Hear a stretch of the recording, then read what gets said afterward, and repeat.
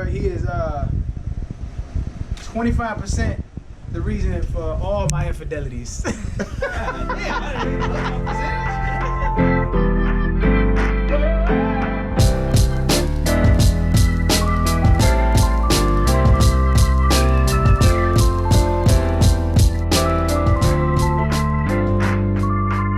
All right, man, welcome back to the Now What Podcast. I'm your host, Arian Foster. I'm going to give a special shout out to Smarty Pants Vitamins. They're the sponsor host of this podcast. So go out and pick up some of them gummies, man. They're good for you. I got a super special guest in the building today, man. A legend. Stop it. I swear it, bro. I grew up idolizing this dude, and he didn't even know it. I swear. I used to.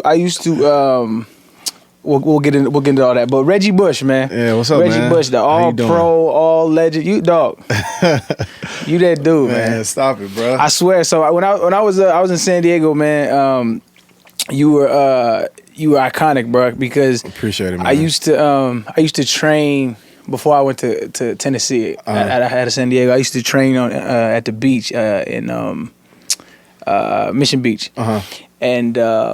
There was this hill I used to run all the time, and like, you know, I was still broke, man. I still had my little dreams, and I used to envision, like, I kept seeing that number 5 jersey from USC, dog, and it used to drive the shit out of me. I'm dead ass serious, man. That's what's up, man. It's hard to tell another man that, but it's crazy because we was talking not too long ago when I was on my little IG live, and you know, you popped in.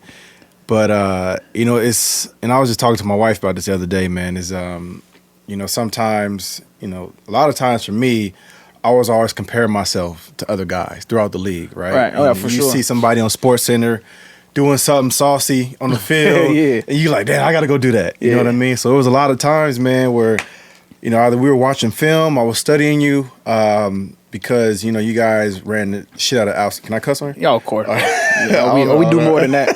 You guys running shit out of zone, right? Outside zone, inside zone. Yeah. And I don't remember what team I was at the time. I don't know if it was New Orleans, probably New Orleans. And, you know, so I would always watch other guys and study them and studied, you know, how they moved, you know, their footwork, you know, all those different things. So, man, I studied you a lot, bro. That's love, man. And there was a lot of times, man, when you was breaking cats off, I was like, damn, I got to go do that next. That's love, though, man. But that's and you was from San Diego too, so you know that made it even better. No, you know for what sure, I mean? for So sure. I was like, man, I got to go out there and I got to go and at least do what he's doing or better. That's you know love, what I mean? Man, that's crazy hearing that, dog, because just the inspiration that you instilled in my life. And I say it lightly, but it's dead serious. Like, I remember being in my dorm room. Yeah. I remember being in my high school, and like we used to just talk about, man, Reggie balling. Like, but like Appreciate it's that, man. it's like it's jokes and shit, but like it really helped drive me and help me become what I became in the NFL, man. No, for sure. No, I appreciate everything you do. I always tell people, niggas used to tell me like all the time, like you got a mean dead leg. Yeah. You got a mean dead leg. I was like, dog, I got that shit from Reggie. I promise, dog. Like your prep pigskin highlights. Yeah. I recorded that shit. Yeah, man. I still go. You know what's crazy is I still go back and I do some stuff with them. You know, they still got prep. I need to go. I need to go back. Man, they would love to have you, bro. Yeah. I need to go back. They would love to have you, bro. And so I got to invite you to my charity weekend I have in San Diego. Oh, that's right. When is it? It's end of June. I June should be 22, 23. I'll get you all the details. Yeah. But so I go back and you know, this is a relationship business. We always talk about that, man. Yeah. So the guys that was putting our highlights in high school, you know, Craig Piskin, Paul Rudy, all those guys. Yeah. I still got relationships with those guys. So when I go back and do my charity weekend, like they come to and they do everything for free. Like I don't pay for nothing. They come out and they put all our stuff on TV to help us promote it and all this stuff. So, but anyways, the point I was gonna make was that, man, is for one, I appreciate the love, but you know, it's crazy because growing up, man, we all had people that, you know, we looked to and idolized, right? And so for me growing up, and probably for you, same guy was Junior Seau. Oh, you know what I mean? Junior Seau was Mr. San Diego, right? Yeah, for like sure. Every kid in San Diego wanted to be him, you know what I mean? Because he was just that dude. He was a dog. So I used to go to Martin Bailey's. Did you ever go to Martin Bailey's? Nah. Kids football camp? Used to do? So Martin Bailey's used to I came to San Diego late, so I was like my high school years was in San Diego. Oh, really? Yeah. Okay, all right. My bad. I thought you grew up there. Nah. I wish, bro. I grew up in Albuquerque, New Mexico. Like, Okay. I love the city, but it had nowhere near the opportunity that San Diego did. Right. Yeah. You made the right move. Yo, for sure. That's why I grew up in Albuquerque, New Mexico, and I was doing like dog, I was bad. Like, I was smoking and drinking at 12 years old. Like, just bad in the wrong things. And then my dad, like the final straw was I had a 1.7. Mm-hmm. And I couldn't play basketball the year, and my mom was like, "Yo, you're gonna go live with your dad." And so I was with my pops in San Diego. That's what's up, bro. But so the point I was gonna make, man, was that Junior Sal was like that for us growing up as kids, man. When he was youngins and playing in Little League, and you know, so he left such an impression, you know, on me just watching him and getting a chance to meet him at those kids football camps, man. That you know that was my idol. You know what I mean? That was a guy that I looked up to and grew up watching, and you know, so obviously, you know, rest in peace. He's not here with us anymore. But man, you talk about legends. Yeah, no, for sure. Was that guy? Man, I wanted to hit on a couple of these things, man, because there was a dude that you play with, and I kind of go through your journey, man. But like, there was a dude you play with. His name was Daryl Hatsana. You remember him? Yeah, of course. So like, he was another one. A word. Yeah. So like, how's he doing? What's he doing now? He works for a him and his girlfriend have a concierge company. Okay. Out here in LA. Really? Actually, yeah. Yeah. So I was a super fan of him too. Yeah. He was a baller. Yeah, he was super fast too. I remember fast as hell. Yeah, I remember y'all relay team was no joke. Yeah, that was the crazy part about my high school team was that every skill position player ran track. It was insane. So we was all fast as hell. Yeah, it was crazy. We used to drive up because Helix isn't in. For people that know San Diego, Helix is outside of the city. It's like North County. No, it's in La Mesa. It's north of San Diego though, like of the city. Like, what you mean? So like Mission Bay, La Jolla, San Diego, Southeast San Diego, La Jolla, and those places. Right, Southeast San Diego is more south. Yeah, but no, you straight. But it's north of the. It's not really San Diego like. La Mesa. Is that where Helix was? Yeah, I thought it was in the Oceanside. No, hell no. Really? No. Oh, y'all must have been playing Oceanside. We played Oceanside. Okay, that's what it was. We played in Oceanside. Yeah, okay. La Mesa is down. It's down. Because I remember we all of the homies we got together and we drove up to watch y'all play Oceanside. Yeah, and I remember watching y'all like we were just like, oh man, but just like I said, it's a super fandom shit. But like I just remember like because like the buzz around the city was. You remember it was like you. It was me and then I remember PT Gates. Mm-hmm. I remember PT. Yeah, PT Gates. Yeah, man, I haven't reached out to him in years, man. That's a whole nother story. He was cold. Cold as ice. I used to love watching him too, man. Cold as ice. This is some super San Diego stuff right now, man. So, but like, you know what's crazy? Is every hood got those legends, right? Yeah, of course. Every city got them hood legends that you like. Man, remember that dude was a dog. PT was the one, man. He got caught up in the streets and stuff, man. But he was the one, man.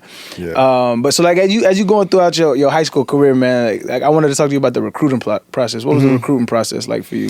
So the recruiting process for me was because that's really when the internet started like popping and like rival sites were all those sites, yeah. So the recruiting process for me was pretty cool because I had an opportunity to go to a lot of different places. I got a lot of letters from a lot of different a lot of different schools, and so what's crazy is the one fact that people don't know is that USC was actually last on my list. Really? They were the last university on my list. So I had it was Notre Dame, Stanford, Texas, Oregon, and maybe like a Florida team, something like that. I don't remember exactly, but they all recruited me heavily. So I had set up you only get 5 recruiting trips, remember? So I had set up all 5, right? So Coach Carroll and at the time, my running back coach, I'm forgetting his name, he's going to kill me. Coach Pola, Kennedy Pola, recruited me heavily. Right. And I was like, man, I already got my trip set up. They was like, well, let us work on it. Maybe we can make a special day and bring you in. I was like, all right, cool. If y'all want me to bring me in that bad, I'll do it. So they brought me and I'm drawing such a blank right now. Brought me and another guy in who was a receiver. Was like 15 years ago, bro. I know. I'm the worst with names too. Yeah, I'm terrible with names. I'm great with faces. Yeah. So anyways, they brought us in and I fell in love with it. like right there on the spot. I had only took one recruiting trip at that point, which was to Washington. Sorry, that was school, University of Washington. I went up there. It was raining. It was cold. I hated it. That's odd. That's odd that they was in your bag though, because like you were a top 5-star recruit. So it's like Washington wasn't really popping like that. They wasn't. And so I took the trip. Rick Neuheisel was the head coach, and I took the trip, and Reggie Williams was my recruit. Was the guy who hosted me. You remember Reggie Williams played for Jacksonville? That's right. He's a receiver. Receiver. Yeah. He was my host, and right away I hated it because of the rain and it was cold. So I was like, I ain't never coming back here. So I went to SC, man. They did it big. I loved it. I was like, man, this is close to home enough to where my parents could drive up and see me. They don't have to catch a flight, nothing like that. And I didn't commit right there. And then I went and played in the high school All-American game. Yeah. And I watched USC play in the bowl game. They played the Orange Bowl against Iowa. And at the time, Iowa had Dallas Clark. They had Bob Sanders. Wow, they had a squad. Yeah. So, and USC whooped them, right? And then just like, it wasn't so much about the score, but it was just about the way they did it. Like, you could tell they had chemistry. The camaraderie was there. You could tell it was like a family. Family type stuff. And I loved everything about that. So right there, right when I was watching that game in my hotel room in Texas, I called and I was like, man, I'm gonna commit. Wow. And they was happy as hell. And then I was. They probably weren't even expecting that. It wasn't. And I didn't even take the rest of my trips. Yeah. I didn't go on the rest of the trips. So that's how it happened, man. Yeah, and I took all my trips, man. I need all those. I need all those, man. Yeah. But it was like that when I went to Tennessee. We felt that family atmosphere. Yeah. Yeah, that was definitely. So the recruiting process for me was dope, man. I really enjoyed it, but I didn't take advantage of the other trips, So my story is a little bit different than a lot of guys like yours. Like you took all 5. Like for me, I already knew. I knew at that point I was like, this is where I want to go. Yeah. You know what I mean? So go ahead. Go ahead. No, that was it. I was saying like because you're such a high profile recruit. What is the gauge like of like when you get on campus? Mm-hmm. Because I was like a 3-star or something like that. Mm-hmm. And so I always wondered like, did you feel any kind of extra? I don't know. You had a little something extra on campus because you was a 5-star recruit. I was wondering how 5-star. I never really asked a 5-star recruit how that felt. Hey, now you know what? I never felt that, man, because I didn't know you was a dog. Too, I felt like, yeah, but they had other guys ahead of me, right? So I felt the pressure, like I need to go out here and ball. Right. You know what I mean? I need to go make a name for myself. Like the high school stuff, that was great, but I need to come in here and earn the respect and then go out and, and earn that top spot. Right. So for me, I never really, not until probably my junior year, I'm going to be honest with you, like my sophomore, junior year is when I started to feel like, okay, like, I got a little something extra, something extra. But before that, man, that's humble, man. We had, because they recruited, it was me, Lindell, and Chauncey Washington. I remember Chauncey. And then Herschel Dennis was in front of us. So we had some other backs there. He was number 34, right? Yeah. So we had some other backs there that could play. Right. And I was like, man, I gotta work. Like I gotta grind. Like I gotta outwork these dudes if I want that top spot. So for me, those first 2 years, I was just so focused and busy on grinding, man, that I don't even think I took the time to think about like everything else. Did you always feel like you were every down back? Yeah, always. Always. Because that's the stigma of little backs, right? Of course. Yeah. Always. I always felt like I was an every down back. I always felt like there was nothing I couldn't do. Right. Just the competitive nature inside of me. I felt like there was nobody that could do more than me. You know what I mean? But the one thing I did struggle with, which was my area of weakness at the college level, was pass blocking. Like I struggled with that. Yeah. So Herschel was nice. Like this boy was stepping there, and I don't care. The linebacker was 260, 270. Yeah, he hit him right in his chin and stop him. So for me, I kind of felt like he had that edge over me. Right. You know what I mean? So I felt like there were some things that I still had to go and get better at. So for the young cats listening, man, what did you learn about pass block? Because littler backs have problems with, because I was a bigger back, so it was easier for me. It's easier for you, but. It's a mentality thing. I try to tell young backs it's a super mentality. Like my man MJD, Maurice Jones-Drew, he was one of the best pass blockers I know. I've seen in the NFL, and it was just like he just had that mentality of like I'm gonna punch you in your mouth. Exactly. And so that's why. When did you make that switch? Like mentally, was like, all right, I just gotta commit. It took me a couple years into the league before I finally felt like, okay, like I got this, because It was more so of, when you're on an island and that linebacker got a 3-way go. Oh yeah. And then he can also bull rush you. That's the problem. but that's the problem I never had to deal with really as a running back in pass blocking was linebackers love to bull rush little backs. And so when they see me, they automatically think, okay, I can't bull rush him. Exactly. And so maybe if I piss them off or something, like if I shake them during the game, maybe they try to take the anger out of them. But I know how to anchor, so they never really tried it again. Yeah. One dude got the best. No, twice they got the best of me. Paul Puzlosny, and then Clint. What was his name? Clint Session. Clint Session. I know you're talking about. That little bowling ball. But other than that, man, I was pretty solid. But like as a little back, man, I always had to try you. You know what? And I think for me, it was more of the technique. You know what I mean? Because you strong enough, right? Yeah. And you always, every running back is scared of getting bull rushed. Like you scared of like having that footage on film, and your boys kind of like, damn, you got clowning. You get clowned. Mm-hmm. So for me, it was more so of just the technique of it. You know what I mean? Because I know it was strong enough, but it was like my technique was flawed. Right. And I didn't use the cut enough, or at least it's the fake cut. The fake cut will slow him down right away. For sure. You know what I mean? I hate it. It was crazy. in our system, the first system I was in the NFL, Gary Kubiak's system, they hated when running backs cut. Yeah, they wouldn't let us cut. I'm like, so stupid. No, bro. Like this dude is 240 coming straight at me. Like, you got to switch it up, man. You got to switch it up. I've had that before. You know what I mean? And I think that's was one of the things that I didn't like was the fact that I'm like, okay, this dude clearly outweighs me by like 50 pounds. Yeah. So you expecting me to come in here and stand him up and get his quarterback for 5 seconds, 4 or 5 seconds. Like that's not gonna happen. This is like the laws of physics don't allow that. 100%. And what's shitty about it is I used to argue with the coaches about it. Part of the reason they thought I was a troublemaker was I was like, dog, he's coming at me full speed. Yeah. I'm standing here. I gotta give ground. You got to. There's no I'm not gonna break. Like you said, I'm not gonna break these laws of physics for your offense, man. It's crazy. But you get kind of lost. You cut him one time. That's it. Yeah. Now it's in his head. Then it's in his head. It's in his head now. But man, I wanted to talk about the kind of the prestige of what USC was when y'all was there, because y'all turned into a dynasty. Yeah. And like, what was that like being in a program that was a dynasty? Man, did you know it was a dynasty?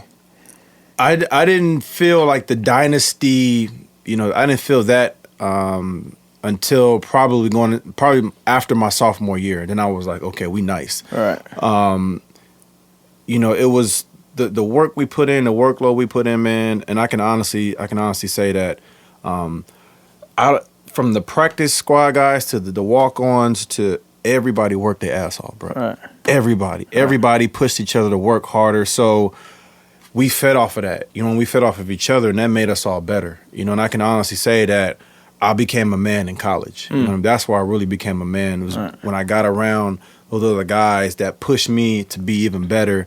That whether it was in the weight room, whether it was on the practice field, whether it was in the film room, you know what I mean, like all those guys.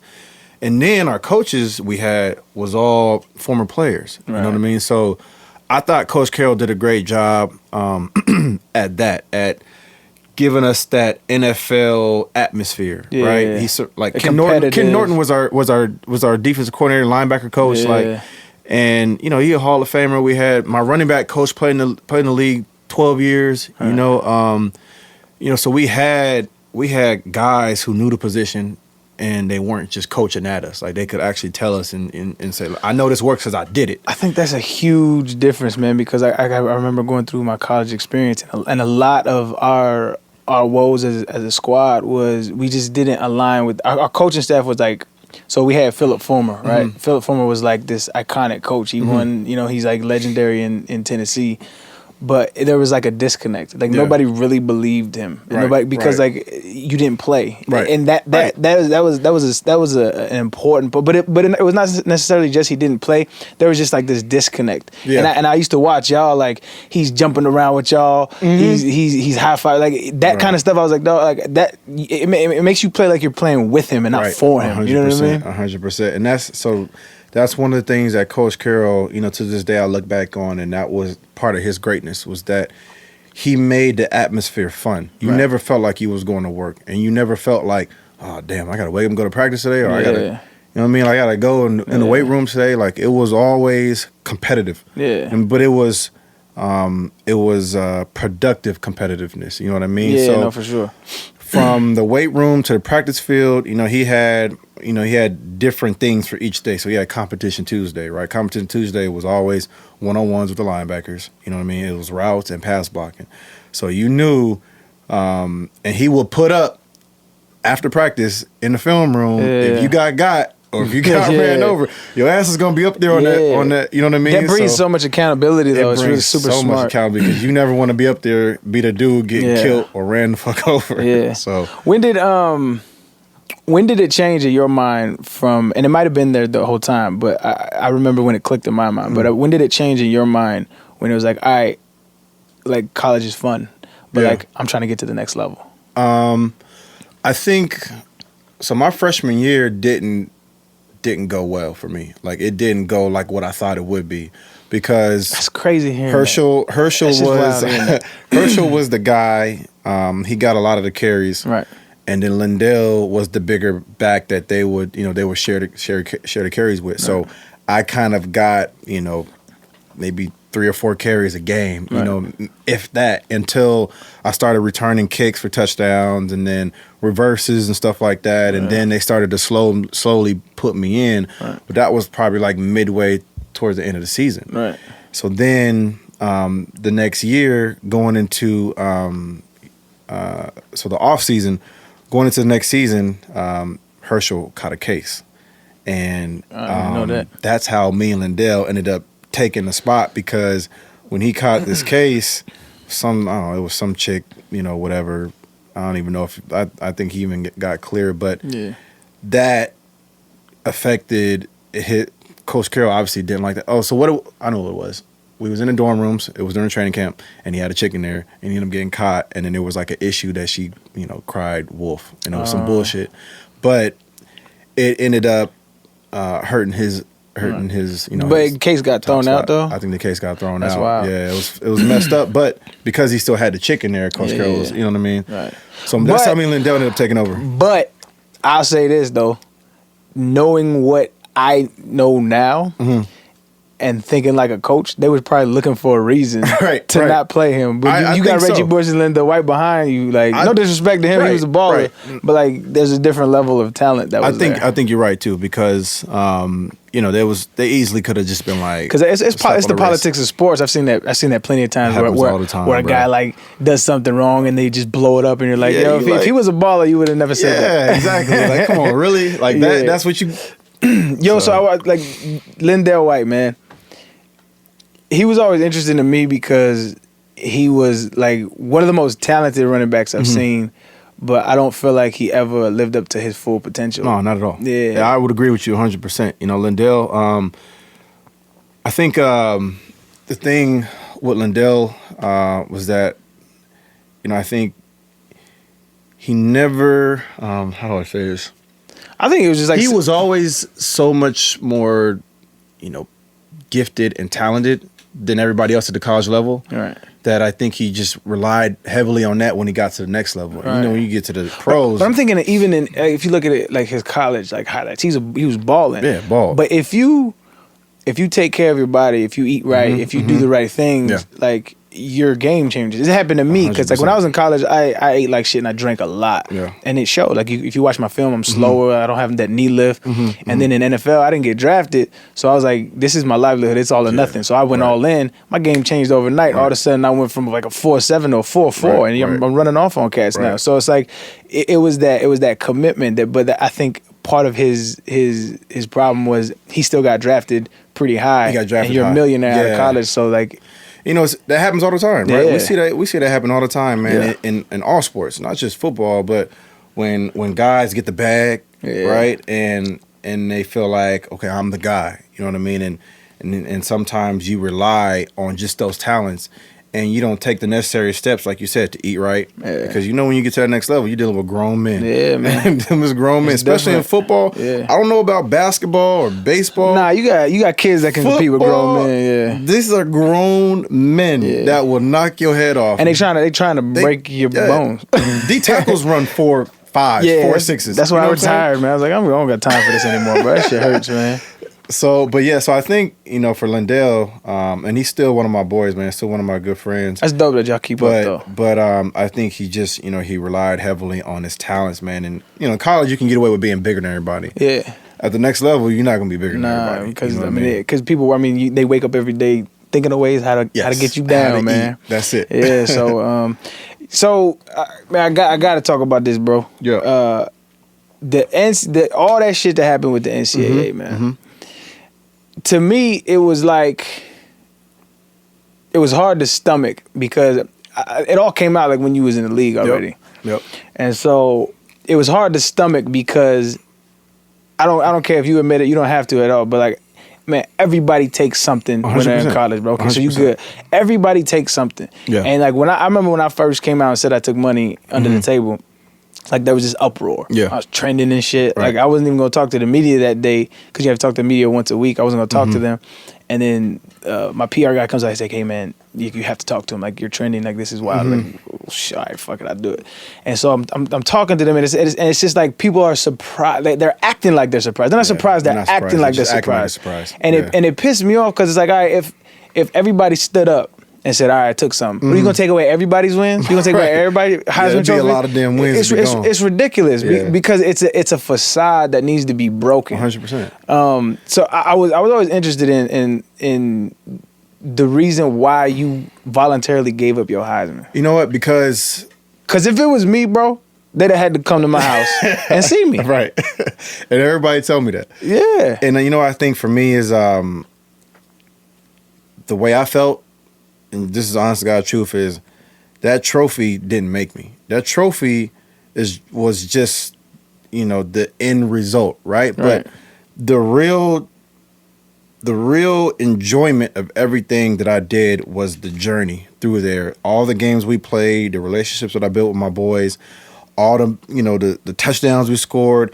It was about the journey for me. Right. You know what I mean? So that trophy didn't define who I was. You know what I mean? That trophy's mine regardless I got it or not. True. You know what I mean? Everybody knows that. And 100%. And nobody can take that away. Yeah. So for me, I was and the NCAA, I went and met with the NCAA. I went and met with the Heisman people. I told them my story. You know what I mean? I told them what happened. And I was upfront and truthful about it. You know what I mean?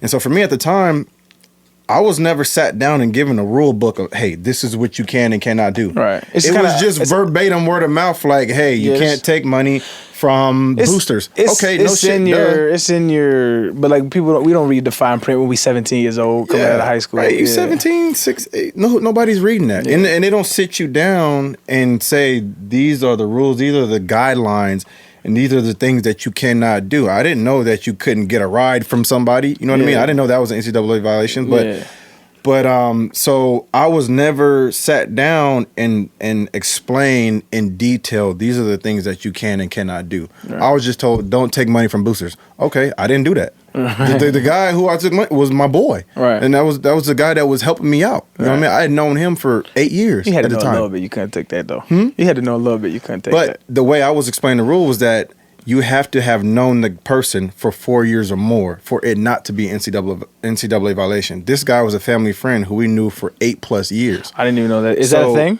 Huh? Is that a thing? What? About that 4-year rule? Yeah, that's what I was told. But is that a real thing though? Yes. Really? Well, that's a real rule. Yeah.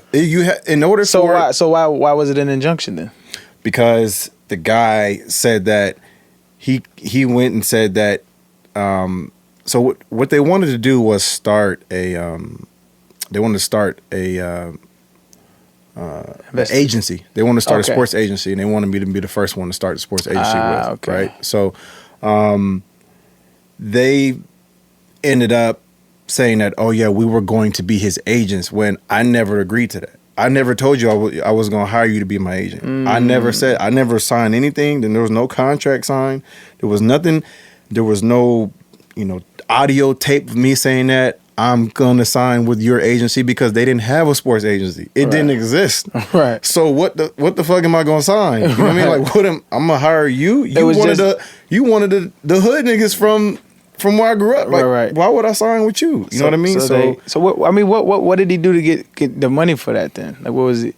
What did he? Yeah, because if you fronting people money in order to eventually start an agency? Like, what was his prior business? So he didn't have a business. He was a real hood nigga. Oh, so he was one of the homies from the hood. He was trying to wash. So he had a boy that y'all ain't cool no more, I'm guessing. Hell no. Yeah. Fuck no. But he had a boy that had money, and this guy he worked for a casino, Saquon Casino down in San Diego. You know Saquon Casino. I don't know if he worked for him or I don't know what his job title was. Still to this day, I don't know what it was. Right. But I knew that supposedly he had money. How much? I had no idea. So it was those two guys trying to start the sports agency with me, and I never agreed to any of it. Right. All I knew was that my boy sometimes, this is supposed to be my boy now, who his mom and dad were tight with my mom and dad. Right. He came to my high school games. His mom and dad came to my high school games. So we known this dude for years.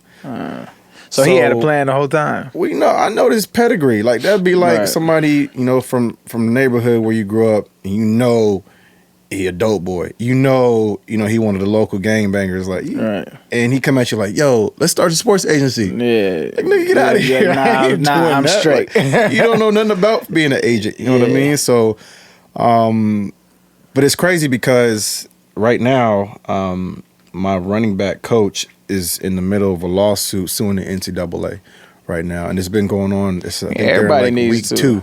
I think it's going on. This is the second week now. Because they came down on him too, right? Yep. So the only way they can make it stick is if they say that my college, that somebody from the university knew about what was going on. So hold on. So they did all this. They confiscated your Heisman. They stripped USC of the national championship. They vacated wins. 100%. And they don't have any evidence that you took money? No. This was all word of mouth. It was. How can they do that though? It came down to hearsay. You either believe him or you believe me, and that's what it came down to. Like there was, for my birthday, they got me one of my the guy he got me a hotel room, for my birthday, and this is still my boy at the time. It was like birthday gift. This was before there was any talks about any kind of agency or anything like them being sports agents. We just homies. It'd be like me getting you a hotel, like, yo, happy birthday, bro. I just want to get you a hotel, just go have a good time. Right. I was like, oh, cool. You know what I mean? Right. So, but it was little stuff like that they was like, okay, well, you gotta be dirty. Gotta be. So I mean, my question would be if because the rules are you can't take improper benefits, right? But I didn't know that there was a loophole saying if you know somebody for 4 years. That's what I was. That's what I was. So told. I didn't know that. I mean, that's unbeknownst to me. But if they don't have any concrete, solid evidence that you ever received anything, why did you even cooperate in the first place? Because I tell you, like when my whole shit popped off, and I told them I took money, I got a call from the NCAA. And they were like, this is so-and-so with the NCAA. We're going to conduct an investigation on you taking improper benefits. Would you like to cooperate? I said, absolutely not, but good luck. I hung up. Right. Like, it's not against the law. Like, you're not going to pin me. So, like, why would you even cooperate? I think it was more so just because I felt the responsibility. Because the university, who I held near and dear to my heart, was catching heat. So I felt the responsibility to go. Fuck that. And you gave them niggas 2 national championships in the Heisman. They still owe you. They still owe you. And made them boys millions. I'm telling you, Reggie, it could not have been me, dog, because I'd have told every one of them, fuck you. Every single one of them, dog. So I felt the need to go and I felt the responsibility to go and to defend, my university and defend myself and show that, listen, I wasn't doing the things that you guys were saying. You know what I mean? I'm not this person that you guys are saying. So let me go and explain myself and explain the situation and how these things, came about or whatever. You know what I mean? And that's all it was. So the only way that NCAA could try to make it stick was they had to say that someone at the university knew that I was supposedly taking money so from a booster or agent. And they tried to pin it on your coach. And they're trying to pin it on my running back coach right now. That's so he's been in the middle of a lawsuit right now. It's been going on, for some time now. It's going on for 2 weeks now, and hopefully, everything works out. So if that ends up working out in our favor, then we'll see what happens after that. Because then they're going to have to most likely give us back everything. Because the one thing it's crazy because when I you look should at have it, never said anything, dog. Like you should just be like, do what you got to do. right? When I look at it, man, now when I look back on it, You were trying to be honorable. university, but university, like when you look at Penn State, Right. everything that happened at Penn State, right? Right. The University of Penn State went to bat for Joe Paterno, Right. and got everything. And rest in peace. I think Joe Paterno is one of the greatest coaches. I was a fan growing up, but are we ready to sit here and say that what happened there is somehow different or better than what happened with me? You know what I mean? No, he was a piece of shit, bro. I don't even want to. It's hard for me to even say because now I have kids, right? Yeah, Joe Paterno's a piece of shit. And when you say, and when you look at it, and before I had kids, I had a different perspective, right? And now that I have kids, I'm like, if somebody did them, I'll be whooping everybody ass. But not only that, though, like imagine knowing somebody you know is molesting children. Yeah. I'm fucking you up on site, and then I'm calling the police and tell them I just fucked this dude up. On site. You might not be alive. That's what I'm saying. So it's like it's crazy because like I got 4 kids, bro. Like it's mind boggling to think that you aided that shit. So like he's a piece of shit. So like so for me, the point I was gonna make was that there's so many different things that go on right with this NCAA issues, and I think the NCAA is the biggest. I mean, it's the biggest scam. Easily the biggest scam. Like, okay, all the athletes, we're going to make all the money off these athletes. We're going to sell their likeness. We're going to sell their image. We're going to sell toys, jerseys, commercials, whatever we can, make all the money for them off of them while they're here. And then we're just going to keep cycling that through. You know what I mean? Like, think about that. And they never have to pay the athletes. They just keep recouping money every year. Every year there's a new wave of athletes, right? New willingly. I always tell people, man, it's they're the only multi-billion-dollar industry where the interns are the product. Right. That shit is insane. Yeah. And they're making all the money off of them, right? Man. So to me it's the biggest scam, and they do such an injustice to the kids because they make, you work like a dog, right? And you basically got 2 jobs. You got school and you got your respective sport. So you got 2 full-time jobs. And the sport is the most important because you can get your scholarship revoked. Right. Exactly. Was there any blowback from your teammates when all that shit hit, like upset with everybody supported me, man. That's love. All my teammates supported me. They were all behind me. Because they was all taking shit too. And and I felt so bad because I was, I'm not the type of guy I don't ever want to be the burden on my teammates. You know what I mean? I don't ever want to be that guy that's bringing the burden or whatever the issue is to my teammates' front door. You know what I mean? Like I've never been that. You know what I mean? So for me, that was really the first time I went through something that bad. You know what I mean? And it affected my family. My parents end up, getting divorced over it. Really? Yeah, bro. Like why? Because of the dude was going around spreading rumors about my dad to my mom. Oh wow! And that shit got deep. So, bro, it's deep. When I tell you it's deep. So it's on site. It's deep. Like it, buddy. Yeah, you ain't gotta. Yeah, I feel you. It was bad for a while, man. And it's crazy because I went through when I was in New Orleans. Those first 3 years in the league, man, I went through such a state of depression. Yeah. And then I got injured after my rookie year. I balled my rookie year, and then the second year I got injured, tore my PCL, and then the year after that tore my meniscus, ended up getting microfracture. So those 2 years, those 2.5, 3 years for me, I was depressed. I had no family in New Orleans. I was by myself. I turned to alcohol, prescription pills, whatever it was that could help me get through this time period of not being on the field playing ball, you know what I mean, not being able to do what I love to do, and having to rehab, you know what I mean, trying to do everything I can just to get back to the basics, you know what I mean, not even to be better, just to get back to ground zero, and then try to work from there. But so I went through this period, man, where it was rough. Like luckily I had a chef. My chef became my best friend. He became because he was there every day. You know what I mean? He was cooking for me every day, and he became my best friend, man. And to this day we're still good friends. But there was when I tell you it's deep, bro, it's a movie. Yeah. Like once this is all done, we probably gonna make a movie out of it. Let me be executive producer. For sure. It's crazy, man. It's so many other layers to it that people don't know. You know what I mean? Like I just said, like my parents end up getting divorced over it. Right. You know what I mean? And so that had an effect on me 100%. Because I felt like, damn, this is my fault. You know what I mean? You can't think that though. And then you know, it's, not to be your therapist, but it ain't your fault, fam. But it was. I never contemplated killing somebody. Yeah, no, it's close, but, man. I've definitely contemplated killing people. I was there. Like I was at that point. I was like, I was making a phone call. I think it's healthy to think that shit, bro. I really do, because like you're a human, bro, and people piss you the fuck off. I think it's healthy to think 100%. it. No, I think it's healthy to think it. It is, but it's not healthy to act on it. Right. There's times where I've never been pushed to that limit before that, but I was like, damn, I can see how people could snap now. Yeah. Like I never, when you see stuff on TV, you're like, what the hell is this dude doing? Or why would he go and do that? Why would he go and do that? And I understood. But I was at that moment. That was my point. Where it's like, from the outsider's perspective, because like I knew you, but we weren't really close like that. Yeah. But like, so from outsider's perspective, I couldn't really tell you were dealing with inner turmoil like that. Well, it was rough. So how did you keep it together in the public eye?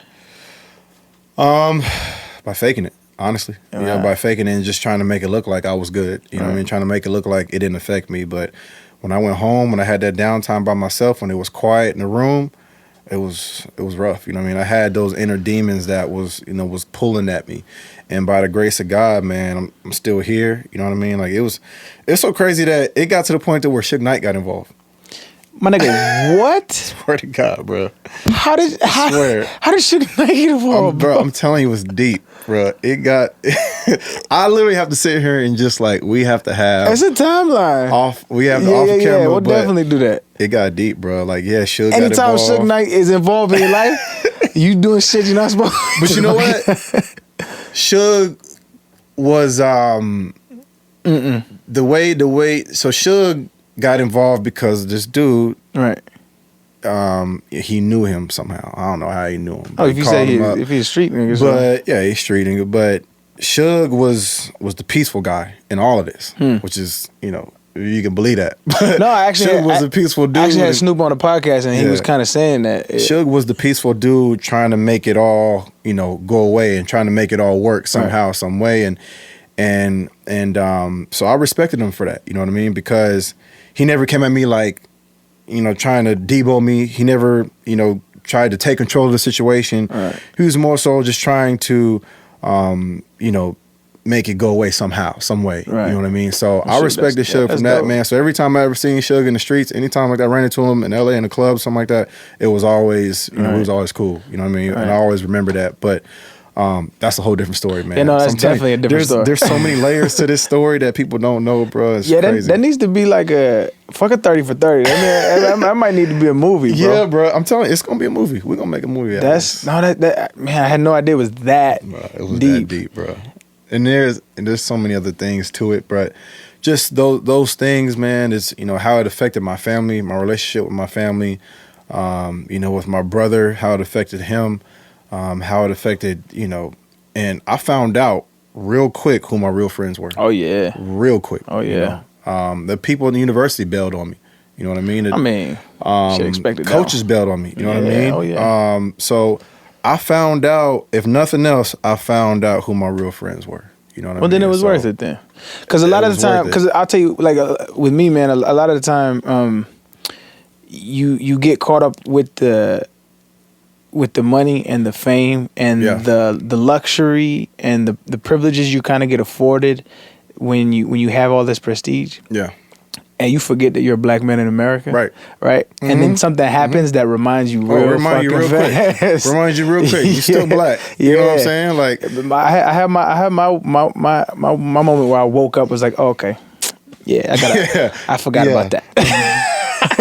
Yeah, you forget sometimes, man, when you popping, right? Yeah. And when you at the top of your A game and you feel like like it's all love everywhere. Yeah. You know what I mean? But As soon as something go bad, as soon as something go wrong, you find out real quick, or you still a black man in America. So not to be corny and bring this up, man, but I definitely want to hit this aspect of it, man, because I don't want to disrespect your relationship now with your wife or anything else the other guy going on. But like the relationship with Kim K was always interesting to me because to me, and this is, I know celebrities, but I don't really hang with a lot of celebrities like that. Like we cool, but it's never like, oh no, like we're best friends. But like a lot of celebrity, especially that level of celebrity, is like, they do a lot of things to stay in the relevancy of the topic of the day. 100%. Was that did you feel that aspect, or was it like a genuine thing? For me, you know, I was young. Right. I can't lie. I had a whole black book full of them. Whoa. You know what I mean? So for me, it was just like, that's just the next one. You know what I mean? The bag. Yeah. So when we first met, where the hell were we? I think, you know, what's crazy is the very first time I got drunk.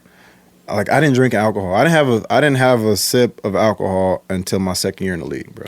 Really? I swear to God. And it was all, and it was crazy because it was all stemming. You know, it all started from the USC stuff, and then me and her met. We started dating. And that's when I started to turn to alcohol and different things to try to find happiness, right? Even some recreational drugs as well. You know what I mean? And you know, I tried some of that stuff as well. So, but when me and her met, you know, it was at a time period where I was trying to find happiness because the one thing that made me happy for so long wasn't making me happy anymore, which was football, right? So the one thing that I loved, that I truly loved, football, wasn't bringing happiness to my life at the time. And it was going back from the USC stuff. So when me and her met, it was at the time period where I was just trying to be happy. You know what I mean? I just wanted to find someone or something that was going to make me happy. You know what I mean? So I truly believe everybody comes in your life for a reason, you know, whether good, bad, or indifferent. You know, they come in your life for a reason. So when we met, you know, we hit it off right away. You know, we got along, and you know, obviously it was a physical attraction right away. And you know, we had a good time, man. We had fun. You know, we were. It lasted. We're in this course. It was we dated for 3 years, and you know, that was that. You know, I think I learned a lot from that relationship of things that I did and did not want. Right. You know, so I'll never say anything bad about her family. You know what I mean? They always treated me nice. You know, they're always good people to me. Right. You know, there were things about them that I didn't like, and there were things about them that I did like. You know, I'm sure it was reciprocated as well. Right. But I know that I learned a lot from that relationship. You know what I mean? And I was able to take what I learned from there and go on. And now, you know, I'm happily, you know, married with my wife, and we got 3 kids, man. But you know, I never look back on any relationships and I'm like, man, I wish I never met her. I wish we never even, you know, met, because, you know, it's part of life, man. We all grow from experiences, right? Like we're not gonna always make the right decisions. You know, I've made plenty of bad mistakes in my life for sure. In relationships. You know what I mean? And you know, some of that I attribute to not being raised by my real dad. And then seeing some certain things growing up from my real dad that no kid should ever see. So, you know, a lot of that had effects on me. So I was raised by my stepdad and my mom. But it's crazy because even though I was raised by my stepdad and my mom, in a lot of ways I was still like my real dad, even though he didn't raise me. You know what I mean? So I would see things from my real dad that scarred me, you know, for life. And you know, so I really felt like that had significant effects on my relationship with women. And so, you know, and it's all a cycle, you know what I mean? Like, especially for black people. Yeah. It's a cycle, right? For sure. And you know, it's up to us to break that cycle. You know what I mean? So now I've truly tried to dedicate myself to making sure that I teach my kids the right way, especially my sons, the right way to treat women. Because I had issues with that. I made mistakes with that. And I want them to, you know, to be able to learn from my mistakes, see my mistakes, but learn from them, you know, because I'm going to tell them about all my mistakes that I made. Because I don't want them to ever think that I'm perfect. Right. You know what I mean? There was a grace period. There was a learning curve that I had to go through for sure. Yeah. You know what I mean? So, but yeah. No, it's all of us, man. Are you still I don't know anything about your real pops. Is y'all have a good relationship now or not? It's rocky. Right. You know, it's never been great. Right. You know, it's been really rough at times. There's periods where I didn't talk to him for years.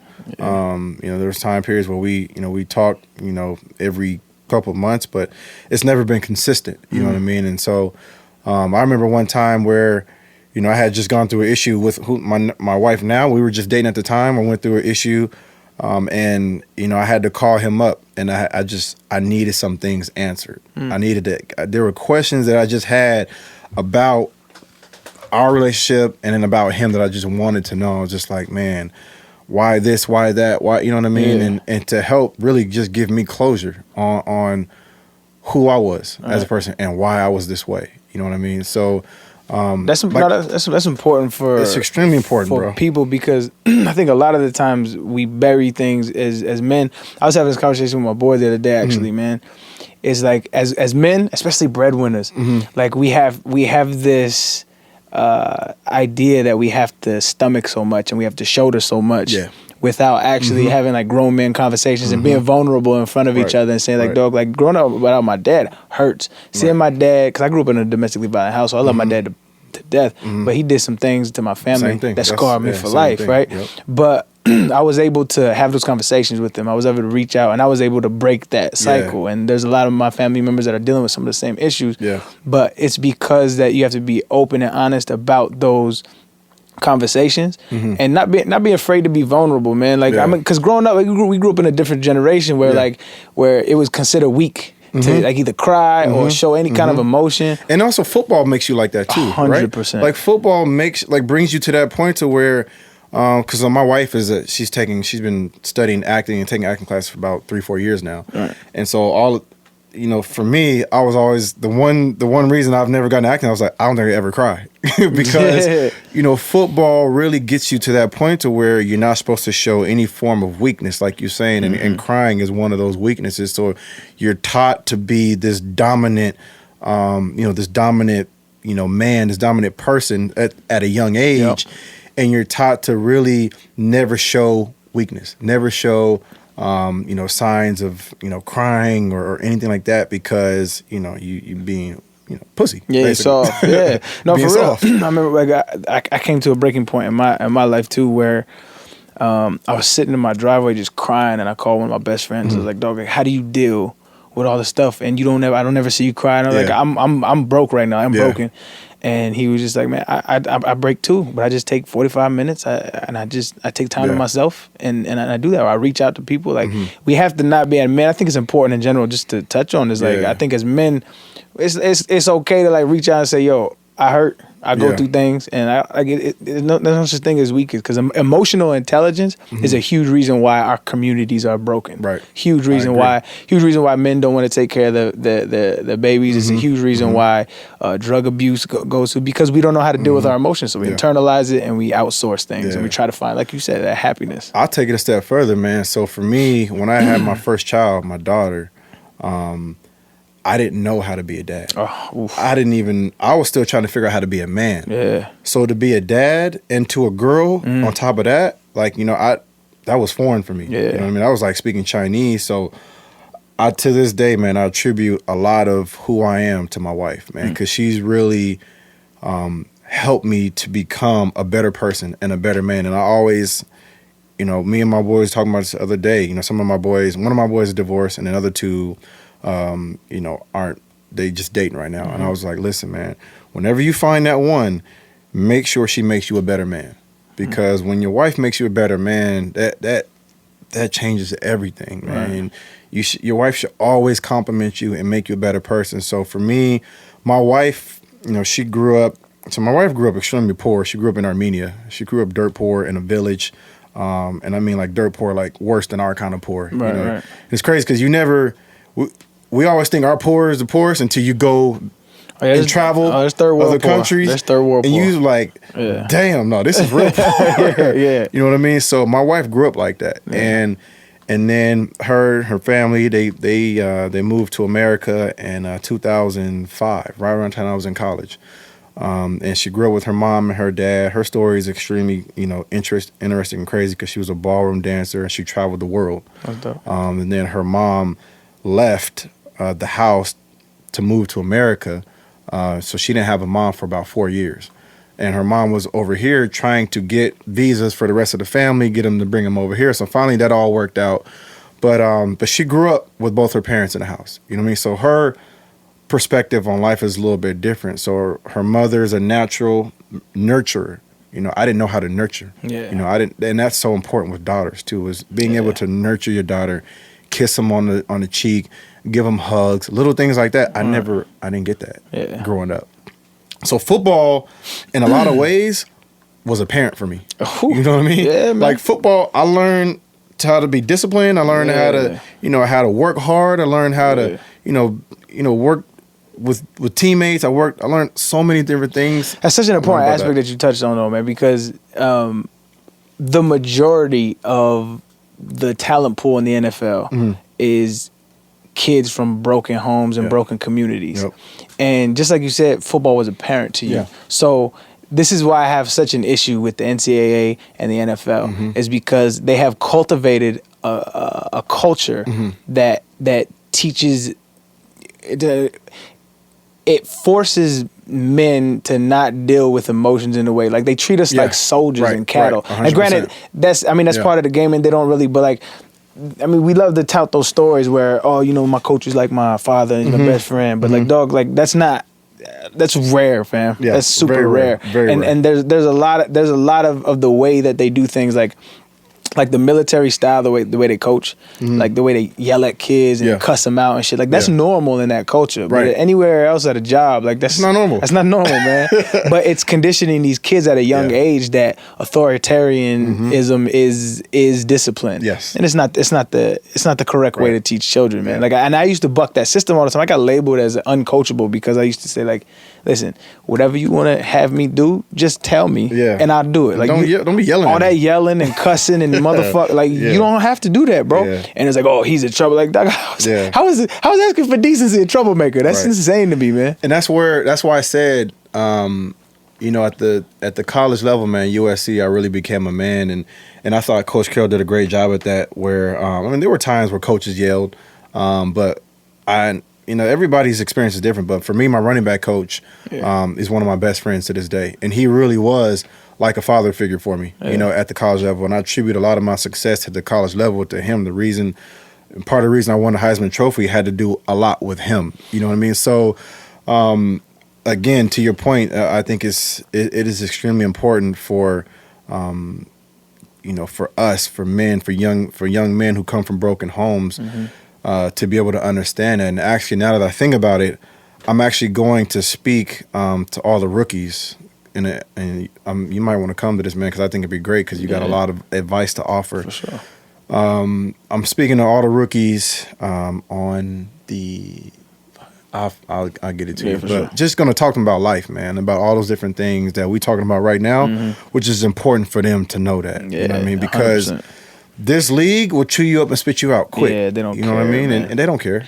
They don't care. Like, as soon as you stop making tackles, as soon as you stop scoring touchdowns, as soon as you stop bringing in revenue for them, selling jerseys, they're done with you. On to the next one. And that's it. And they go on to the next one, and they just keep recycling that. And it's a cycle that breaks men. Yeah. It really breaks men, especially retired men. You know what I mean? And that's why we sitting here today, saying R.I.P. Junior Seau and guys like that, because this cycle, when you've done something your whole life and it's done with you before you're ready to be done with it, that's a tough pill to swallow, bro. So what was your transition like out of retirement, though? Yeah. Because mine was super easy because I never felt really attached to the football stature that I had. It was almost kind of annoying to me that people were like, yo, this is Arian Farsi, an NFL player. I'm like, fuck out of here. Like, I'm not an NFL player. You know what I mean? But you don't strike me as that cat because you was like one of those cats that love ball. I loved it. Yeah. And it was a passion for me. Even to this day, it's still a passion for me. And I'm done playing and I'm good with that. But there was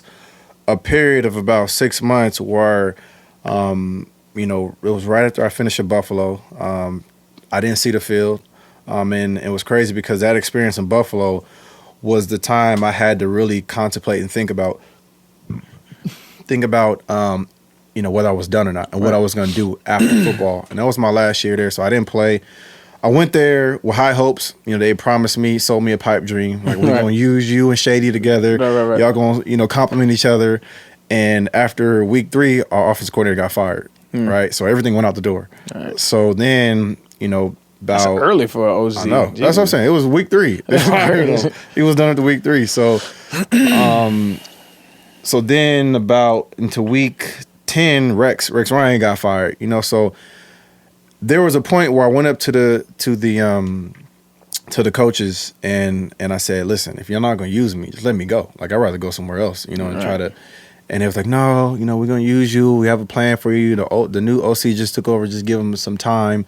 So I was like, okay, I'm going to ride it out. And so that period of me not playing, and there was games where I was inactive, was crazy for me. I was like, what the fuck? Like, I'm inactive? Like, what part of the game is this? You know what I mean? Like, the regular part, Reggie. I'm like, y'all not going to use me? I came in the game inactive, baby. I was like, yo, this is wild. Like, y'all got me out here in Buffalo, New York. I didn't want to even come out here in the first place. Right. But y'all sold me a pipe dream. You know what I mean? I'm out here on the bench. It's 12 degrees outside. It's cold as shit. Like, why am I here, bro? Like, let me go home. So I had a lot of time to think about life after football. Right. And I was like, okay, I got to find a new passion now because it's either one more year or this is it. Right. So I started thinking about it, and then as soon as we finished, I started working out, thinking that maybe I possibly might play. But at the same time, I was, how it is, like, you got that, you go and work out, and then that's kind of it, like, because you're still thinking about playing. Right. So there was about 3-4 months where, I wasn't sure if I was going to go back to playing, or if I was going to try to do something else. So in that little period, I started doing some TV stuff, going back to those familiar relationships that I had kind of built on Fox and with NFL Network, just coming in, every now and then, throughout the years of, hosting some shows and stuff like that. So I started doing that. And then they started using me more and more and more. And then, I was like, okay, that's it. I'm done. Like, I'm not going back to play. I'm going to just focus on this TV thing, see if I can get, a contract, with one of the networks and, take it from there. You know what I mean? So then I started my own company in esports, which was about to launch in about a month from now. And then got involved with some real estate development stuff that I'm doing right now. So I started just slowly but surely started to add little things, that I knew could occupy my time, until I was officially in my head done with football. Right. So the transition for me was rough for a couple months. I'm not gonna sit here and say it was easy because I love football and I knew that I could still play. And that's the worst part. It's you could still play and you could still ball, but you're not being used. So I became just like a regular dude, you know what I mean, at the NFL level, and it was humbling, to say the least. It was humbling for me. I mean, it had to be because you go from being you was always the man to like. What do you mean I'm inactive? For people that don't know, inactive in the NFL means only 53 people on the roster, and only 45 can dress. So there's 8 people that are inactive that they're still on the roster, but they just dress in regular clothes, and it's usually people that they don't have a use for in the game plan that week. And so for a former All-Pro, former Heisman Trophy winner to be inactive in the NFL. That's a super ego blow, man. 100%. But no, I feel you 100%. And I was in Buffalo. Yeah, that's even worse. Had to double up on the sweats, man. Bro, it was so cold out there. But I'm super happy to hear that you're good in the post part of your career or your life, because I see so many dudes struggle with this part. Me too. I see so many cats struggle with that identity, like football was who I was. Yeah. And it's sad as hell, man, that but it's just a weird dichotomy that we attach our livelihood to this one thing. We've been grinding since we were kids. We've been doing it since we were little kids. Little babies. And then all of a sudden one day it's like, all right, man, that's it. We're done with you. And then you're just like looking around like, I spent my entire life doing this. And the NFL, you know, the one thing that troubles me too about the NFL is that they don't have enough programs for guys making that transition from life to life after football. You know what I mean? It's just like, okay, we're done with you. Yeah. They have some stuff here and there, but it's not enough. Because to me,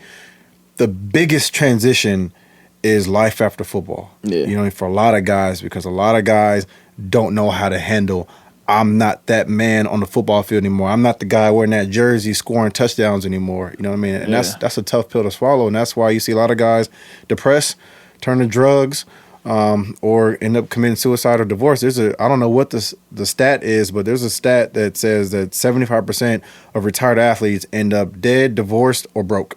Yeah, no, for 75%, bro. That's a big ass number. That's a lot. I mean, so these leagues need to do more, man. The NFL needs to do more to help these guys. Well, I think you know what the problem is. I think a huge part of the problem is the way that athletes are funneled into the NFL from NCAA. Mm-hmm. So, like, I mean, think about this. Like, so just thinking about like solutions. Say that they stop pretending that the NCAA is you're a student athlete. Like, let's stop pretending that, right? Mm. Let's admit the fact that it's a business, and let's allow cats to have a degree in football. Because if NFL is $1 billion business, why can't I get a degree from the University of Southern California in economics or sociology, but I can't get a degree from football? Right. It's $1 billion business that's waiting for me over here, right? So I mean, there's so many different facets of the NFL. There's the TV side, the film side, the business side, the front office side. There's a whole bunch of different. So why can't I get a degree in that? Right. That way you can prep finance classes. Yep. You can prep life after football. You can prep all of this stuff. You can start planting these seeds as a college athlete. When they're rookies. Yeah, you can start as a college athlete. Yeah. You can come into the league expecting all this stuff. There's so many different ways they could do this, but the fact that they don't treat it like that, I think then when cats get into the league, they're kind of funneled in, and it kind of just everything falls on your lap. And then those rookie symposiums are supposed to be like, well, listen, you got to do this. This is it. And 90% of them cats is like, man, I'm getting out of here. Just thinking about, I'm about to go to the league. Cabo, I'm about to go to Cabo. I just got this bag. Exactly. Like, where we going shopping? Exactly. What car am I getting? Exactly. What house am I going to cop? Exactly. And I think the league can do a better job at just putting guys at a better level of understanding of what they're about to get into. Yeah. And I think, the NFLPA can do a better job as well too, right? Like the rookie symposium is only like, it's one time, you know what I mean? But there needs to be, something, as much as we spend time in that damn film room and on that football field in that facility, man, you know what I mean? Putting in that work. Don't get me started. Film might be the biggest waste of time as an athlete, dog. Right. I could watch film at the crib. Like I don't need to sit up here for 4 hours and watch you sweaty ass niggas tackle each other. You get into a facility, you get in there at 7 a.m., whatever, and then you leave. It's nighttime. You know what I mean? You leave at 7 p.m. Bro. And you're there all day. You know what's crazy? What's used to kill me is, so when I was in New Orleans, Chris Paul was my neighbor. When he was playing with the New Orleans. Excuse the fuck out of me. He was my neighbor. We lived in this high rise condo building. So at one point we used to share the same chef. I would come home from practice and I would talk to my chef. He was like, "Oh yeah, Chris was done like 2 hours. Like they had practice for 2 hours." Yeah. I'm like, wait, you mean to tell me a professional NBA basketball team has 2 hour practices? I was like, they don't watch film? It was like, and I would talk to Chris. He was like, nah, we go in 2 hours, maybe 3 hours and we done. I was like, that's your whole day? Like, I'm there for 14 hours, 12-hour days. It's a job, dog. Like, they literally bring you in and they lock you in there and you there all day. So you don't even have the mental capacity to try to think about life after football or what my next passion could possibly be. You don't have the energy. You don't have the energy. You don't have the energy. Like, I come home, I'm dead. This is when I knew I played the wrong sport, bro. We were, where were we? I forget where we were, man, but we were in some city and we was talking to some professional basketball player. I forget who it is, a long time ago, man, but they were like, yo, they don't have any curfew. No. Like when they travel, there's no curfew. They could just stay out as long as they want to do whatever they want. They have 82 games and they just travel freely. I'm like, dog, I played the wrong sport. Bro, there used to be times where I knew the Hornets had a game the next day, and like there was one game where they was playing Cleveland. And so LeBron and CP and all those dudes was in the club with us. I'm like, nigga, don't y'all play tomorrow? Like, what y'all doing here, bro? Like, y'all got a game tomorrow. Yeah. And they in the club. It's different. And it's just a different. It's different because, like, but I mean, rightfully so, not necessarily curfew shit, but rightfully so, like, I can't be out there drinking before a game. Like, I can get hurt. Like, I can certainly get hurt. But like, you could play some of your best basketball drunk as hell. I know some baseball players, some retired guys, and they be like, yeah, we'd be out drinking, playing beer pong, and getting drunk the night before a game. He said we'd be at games hungover. Yeah, I was like, bro, y'all. But that was the difference. They got 182 games. It's a little bit different. That was what was different about our sport was it was so emotionally and physically taxing because before a game, my stomach is in knots. Right. The night before, like I'm thinking about it. Like I could literally go in the game and I could break my leg. Mm-hmm. I could like something terrible can happen to where like, I could not walk again. And our contracts aren't guaranteed. Let's not even get into that. That's what I'm saying. But like that aspect of it, of emotionally thinking about, I remember it was 2011, and so 2010 I led the league in rushing. Mm-hmm. 2011 I balled out. And so I knew my contract was coming, like that next year. Mm-hmm. So we were playing Indianapolis, and it was like one of the last games of the season. And my whole thought process was, don't get hurt. Yeah. So like the entire game, I'm like, don't get hurt. I was literally in my stance one play, and I was like, and I don't know why I thought that. Like I was like, what if I tear my ACL on this play? Like that shit's running through my head, and I'm like, dog, like it's a sad living. It really is, and it's funny because I tried to. You know, my wife obviously didn't understand football when she got here, and she really didn't even start watching it till we started dating. Right. And explaining it to her, you know, because when you explain it to somebody who doesn't know the sport, you get real emotions, you get real reaction. Yeah. So when I was explaining to her, like, no, baby, like this money is not guaranteed. Like if they cut me, that's it. And she's like, wait, what? Like they can just cut you and they don't have to pay you? I was like, yeah. Like so that. And it's crazy because only in our sport that happens, right? They don't happen in no other sport. Yeah, the next CBA deals, the something's gonna have to give. They have to, especially in light of all this like social activism. I've missed out. I'm just thinking in my head right now, just out loud. Like my last year, my rookie year deal, I was supposed to make $8 million. When I was in Detroit, I had $8 million left on the contract when they cut me. So that's $16 million of real money that I didn't get. Yeah. You know what I mean? And I'm not gonna sit here and complain and say, you know, because I'm extremely appreciative of everything I did and everything I got from football. No, they owed you that shit. Fuck them. That's real money. But it's just like if you woke up in the middle of your contract, and this is what I don't get about fans, right? Because fans don't look at you like a business; they look at you just like as a commodity, right? But if you woke up in the middle of your contract, in the prime of your career, and you're like, I don't feel like playing anymore, they're gonna say, oh well, you have to pay this money back. Yeah. They did that, bro. It's okay for them to do that, but it's not okay for me to recoup on the shit that we originally signed for. It's ridiculous. They did that. I left some M's on the table. This is what pissed me off. They did it to Calvin Johnson. Calvin was Detroit. Yeah, bro. He still is. And it still is. It's him and Barry Sanders. That's it. Nobody else. Yeah. And I got a chance. Obviously, I played with him for 2 years. This dude did everything, bro. And there was times where he couldn't even practice because he was so banged up because they would throw the ball all the time. Yeah. And just the amount of work that he put in and putting Detroit on the map and doing everything he did for that city. And then for them to come back and try to sue him for the money because when he retired, like that's dirty. Are you kidding me? This dude did everything for y'all. You wouldn't even been in the conversation of a legitimate team if it wasn't for him. You know what I mean? Like I came to Detroit because I wanted to play with him. Yeah, you know what I mean? Like when they recruited me from when I was in Miami, and they recruited me. The one reason I wanted to play is because I knew he was going to take all the pressure off of the running game. Yeah, gonna get that safety out the box. I'm running to get 6 in the box. I had a problem with that too, like the way Houston did Andre Johnson. Yeah, it's like yo, By the way, I don't like that owner. Oh, I don't like. I mean, we have our issues, man. Yeah, I don't say I don't like him. I just don't. I don't think that. Well, we'll talk about it in a second. Yeah. But the way they did him is like, okay, and it's even different than Calvin, right? Because Andre it's an expansion team. Yeah. So their first year was 2002. His first year was 2003. Mm-hmm. He's the first player to bring any respectability to your franchise. Yes. There was nobody. Andre Johnson, like, there was nobody else. He is Houston. Yeah. So, in my opinion, just as a human being, like we was talking about the rosters, you have 45 people that dress, you got 8 people that don't dress. I'm gonna let this man play as long as he feels like he needs to play, and I'll hold a roster spot for him. You don't need those roster spots, man. I don't care who you, but like just out of respect for what he did for your organization. Yeah, he did so much. He put that organization on the map. Absolutely, he did by himself. 100%. And then the next wave came, y'all, and the rest of the other guys came, but Andre Johnson was the dude that helped put Houston Texans on the map. First ballot Hall of Famer. And that's why, you know, it's unfortunate, man, but it's that cycle that we keep talking about. It's this cycle. They don't care. Yeah, they don't. You know what I mean? Like once they're done with you, they're done with you. That's what I love about the NBA though, is like they do shit like that. Like they'll show respect to the players. Like I think it was like Jerry Buss like gave Magic Johnson like stock in the Lakers or some shit like that.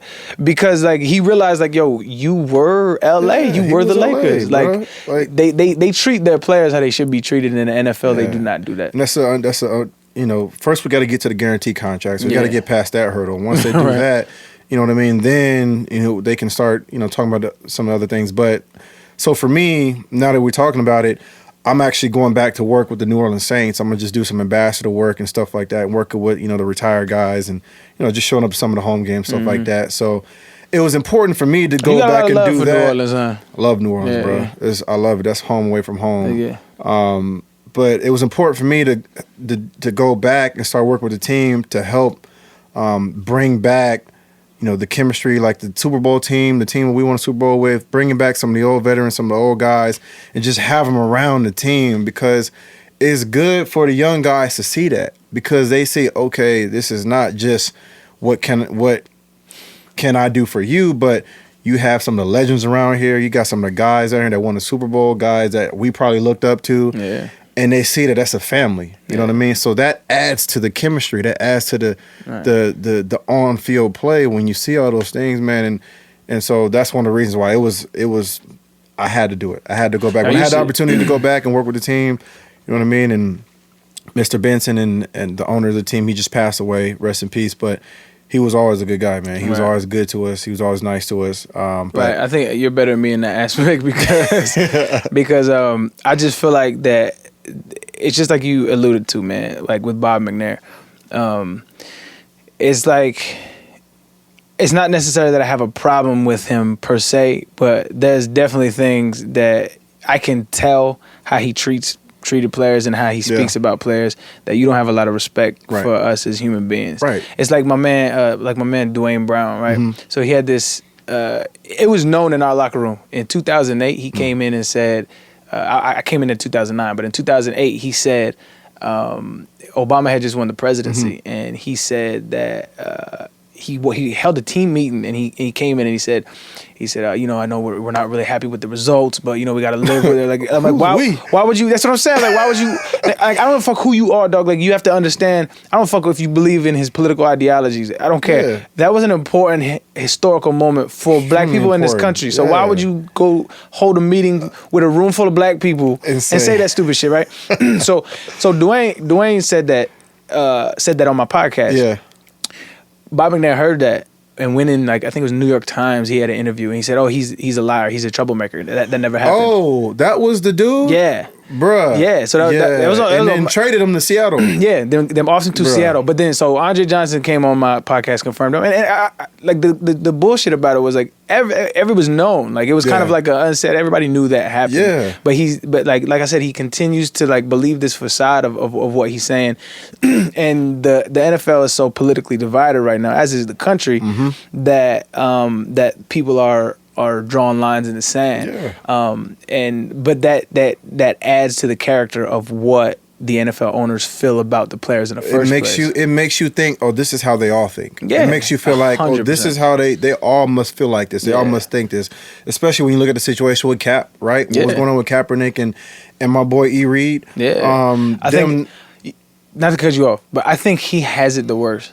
Eric Reed has it the worst, and I'll tell you why. Because he should be playing. Not only that, but like 100%. But he took a knee the day Cap took a knee, and so he took that stance with him. But he's not being heralded in our community as the guy that made that sacrifice in the first place. Right. Kaepernick is going to have book deals. He's going to have speaking engagements for the rest of his life. He's going to be his legend's going to grow. Right. Eric Reed took all those bullets, but he's not getting any of that notoriety, and I feel so bad for that, man, because he's still one of the he's a starter. He's a starting safety in the league. He's a starting safety. He's a starting safety in the NFL. Should be playing, and nobody's going to touch him. Yeah, and that's again, it's stuff like that, man, that just makes, especially when you retire, you really start to, because when you're young, you just like, I'm balling. Like, you know what I mean? I got the bag, like, I'm ready to go get it. I'm balling.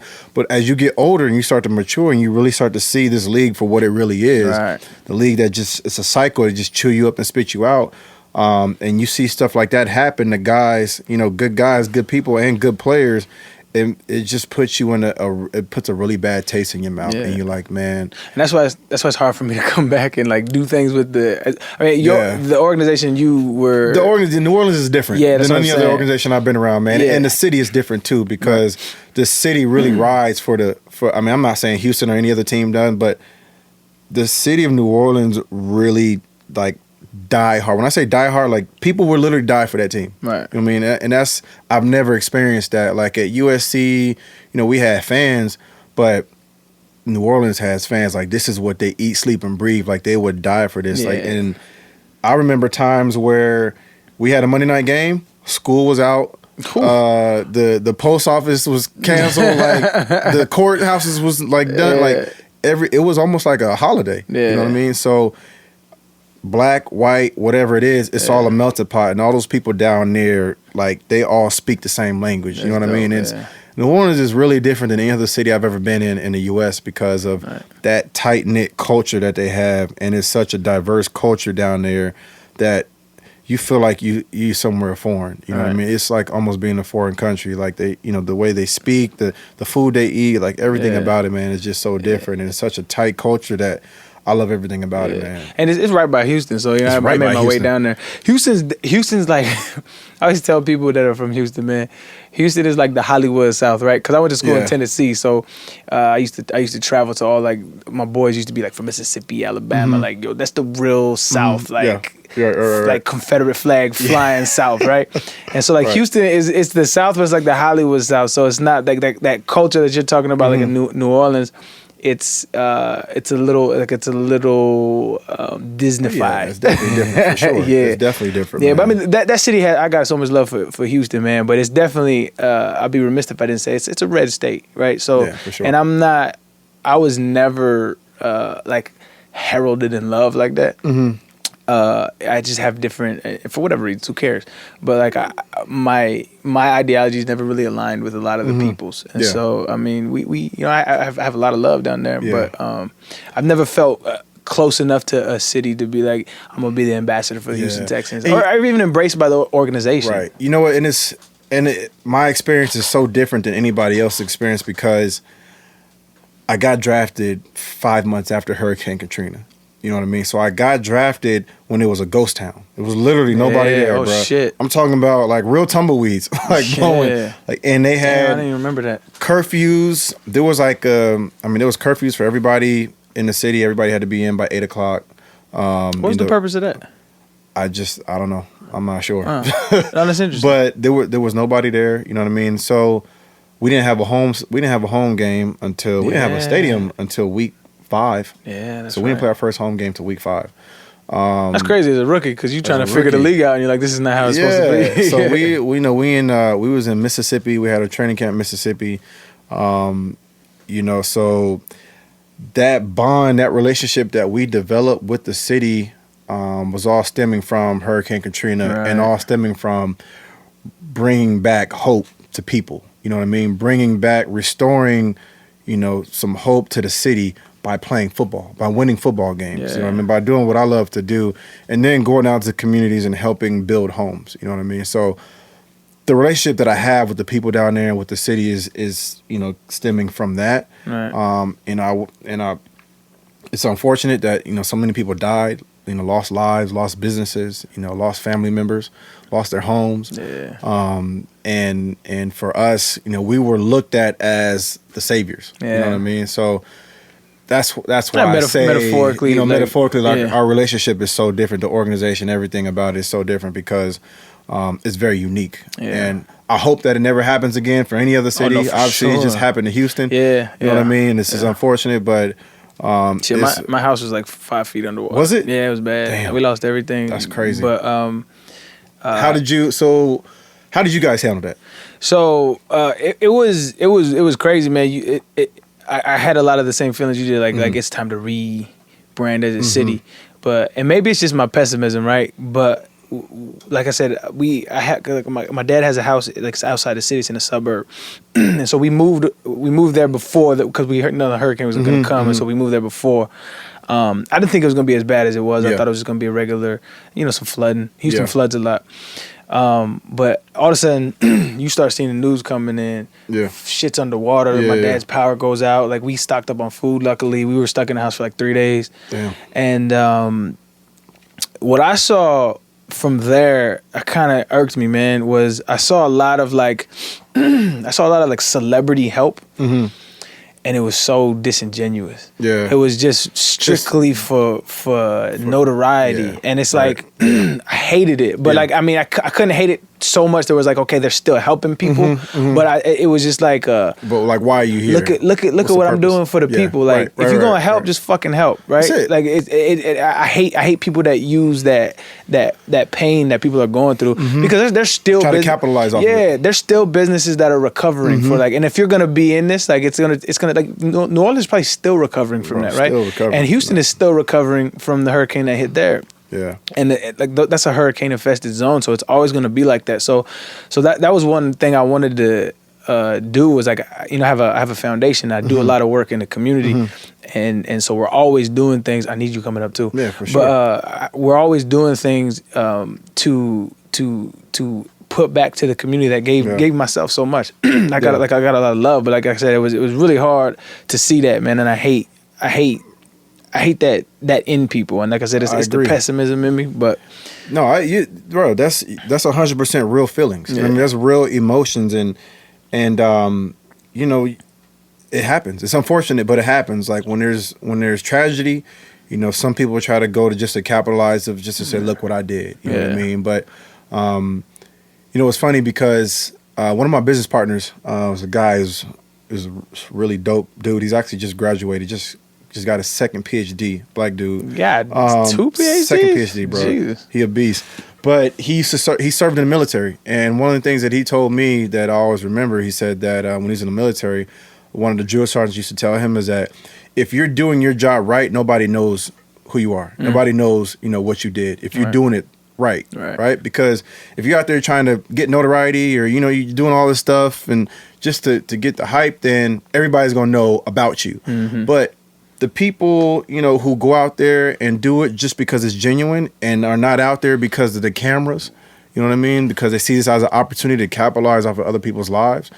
Those are the people who you'll never hear about. Yep. You know what I mean? And it's not till months or years later that you're like, someone tells a story about this celebrity who maybe, or this person, you don't have to be a celebrity, this person who went and literally saved them by, putting their hand out. You know what I mean? Those are the people who aren't about capitalizing off of tragedy. You know what I mean? Those are the people those are stories you hear about 5-10 years down the road after the fact, and you're like, damn, why didn't I hear about that story? That's an amazing story. Well, because they wasn't doing it for the cameras. They wasn't doing it so that they could be, written up about. You know what I mean? It was really about about the love in their heart. You know what I mean? No, man, I'm happy to hear that from you, bro. It's good because we known each other, but we never really we never really sat down and really got a chance to. But I'm glad that we did this, man, because like we could rock for sure now, man. Sure, always, bro. But it's great to see cats that was in the same lane as you and has a good head on his shoulders and has a bright future still, man. And I always try to tell young kids or anytime I get a chance to speak to some of the young guys coming, like I'm going to talk to, and hopefully you can make it. But like, it's life.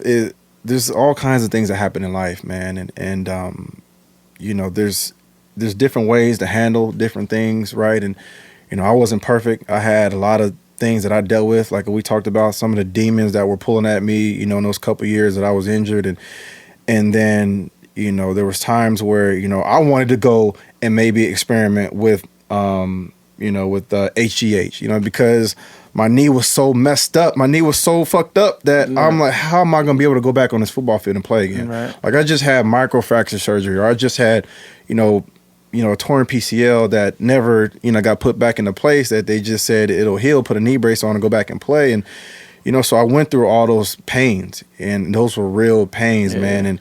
And you know, I dealt with it the best way I could, you know what I mean? And I wasn't perfect. I made a lot of mistakes, but I'm still here. And that's the best. And that's the best, I think, advice you can offer. And then, you know, when I look back on it, you know, God had a plan for my life, man, and it worked out the way it's supposed to. You know, whether it was in relationships with women, or whether, you know, that I'm married with kids, or the city I was supposed to be in. I was actually supposed to get drafted to Houston. Yeah. I was supposed to get drafted to Houston, and we ain't talking about that. You were actually. Which is crazy because I now work on NFL Network with Charlie Casserly, who was the GM at that time. And what did he say about it? So it's crazy, bro. So the very first time we've ever spoken about it was last week, or a week and a half ago, 2 weeks ago. We spoke about it, and you know, we didn't really talk in detail about it, but I just kind of joked with him about it. You know, it was something about, we was covering the draft, and who got passed up on? So Cleveland Browns passed up on Bradley Chubb to draft Denzel Ward. And so the Broncos ended up drafting Bradley Chubb. So long story short, I was like, yeah, I know something about getting passed up on. And he was standing right next to me. But they took Mario Williams. Yeah, so they took Mario Williams, but everything happened for a reason, man. Like, look what I was able, and you know, so let me tell you another quick story. Still got 60 M's though, my nigga. Another quick story. I was supposed to, so when they drafted Mario Williams, Saints had the second pick, the Jets had the third pick. Mm-hmm. We told the Saints, do not draft us. Do not draft me. I want to go to New York. On trade Eli Manning shit. Trade on the same Eli Manning shit, right? But me, my agent, and my marketing agent were on this, when we found out, we were thinking bigger picture. We were thinking marketing, New York, the Big Apple, the opportunities. So we told the coach and the GM, like, don't draft me.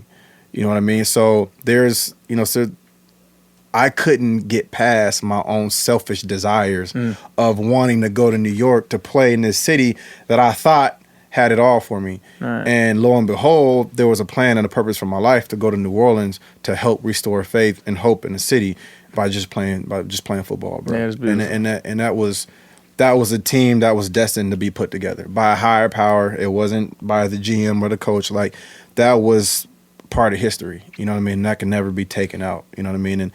And the things that we do, the work that we put in on the football field, I don't care if it's the NCAA, if the NFL, no matter who it is, like, they can't take that away from us. You know what I mean? Like, that's the work we put in, you know what I mean? And people remember that and they know that, you know what I mean? So that's why, you know, I feel like everything happens for a reason. Yeah. People coming in and out of your life for a reason. Whatever it is, whatever thing you might be going through, whatever things he might be going through, whatever things I'm going through, everything happens for a reason. And what doesn't kill you make you stronger. For sure, I mean? I've always believed in that. And it's always served me to be true, because the years after I was injured, 2008, I had that microfracture. 2009, I won a Super Bowl. You know what I mean? So if I given up, or had I did some dumb shit, and, you know, who God knows what, you know, I might not have been able to experience that. You know what I mean? And had I not just stayed on the course and just stayed focused and just believed in the path and in the journey, I might not be here right now. But there were times where I had suicidal thoughts, you know what I mean? Like, I was thinking all that stuff, bro. Yeah. So, but I'm here now, man, and I'm better off because of it. Yeah, I'm glad you shared some of that shit, man. It's good to hear the vulnerability in other human beings who are viewed as bulletproof, right? You know, because of the facade of the media and the portrayal of characterizations in our society, man. But no, I appreciate you taking out the time, man. My pleasure, man. We can do this all day. That's what I'm saying. It was deep. This is a long one too, man. I appreciate it, bro. But anytime you need me, bro, I'm a phone call or text away. For sure, man. We my podcast, man, it's growing, man, and we end it the same way every way, right? So when I started, my mother was my first guest on the podcast, right? And so since episode 1, I try to get I reached high. My goals was high at first, right? So I'm trying to get Jim Carrey to come on my podcast, right? Hey, so at the end of every I love Jim Carrey. Man. You get him on here. Let me know. I'm gonna be sitting right over there. I got you. I got you. So I ask every guest to like look in the camera and try to lobby for him to keep him. We gonna put up a kind of compilation video. Yeah. We gonna send it out to him, man. All right, Jim Carrey. Yo, what's up, man? It's Reggie Bush. Been a big fan, long time. You got to come do this podcast, man. And I've been actually watching some of the stuff that he's been saying as of late, the last couple, months, years, whatever it is, and he's woke for real. Yeah, like, he woke for real. Like he's been saying some deep stuff, man. Me and my wife talk about it. We big fans, man. So I hope that you hear this message. I hope the day comes that you come in here and get a chance to sit down with this man right here, Arian Foster, because he's a special human being, and I just think it would be dope. I think it'd be real dope, man. I so appreciate let me know if it happens. I got you, bro. I'm coming, man. I got you. I appreciate it, man. So, yep. I mean, you're more famous than me, but if anybody doesn't know, you can find you, man. It's just at Reggie Bush or at Reggie Bush on Twitter, on Instagram. Just Google him. He's famous as shit. He's famous as shit. But I appreciate you coming on, brother. Bro. Much appreciate love. you having me, always, dog. Baby, yep. Always.